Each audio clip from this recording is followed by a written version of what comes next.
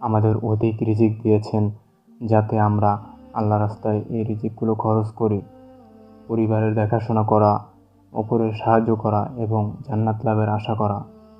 আপনি যদি সঠিক নিয়তে আল্লাহর দেওয়া রিজিক সঠিক কাজে খরচ করেন, তাহলে আজকের ভিডিওটি আপনার জন্য। রিজিক বৃদ্ধির 6টি উপায়। 1. তাকওয়া। তাকওয়া, যে আল্লাহকে ভয় করে, আল্লাহ তার জন্য নিষ্কৃতির পথ করে দেবেন এবং তার ধারণাতির জায়গা থেকে রিজিক দেবেন। সূরা তালাক আয়াত 2 ও 3। এটি আমার সবচেয়ে প্রিয় আয়াতগুলোর একটি। জীবনে বহুবার আমি মুত্তাকি ব্যক্তিদের ধারণাতীত উৎস থেকে রিজিক পেতে দেখেছি।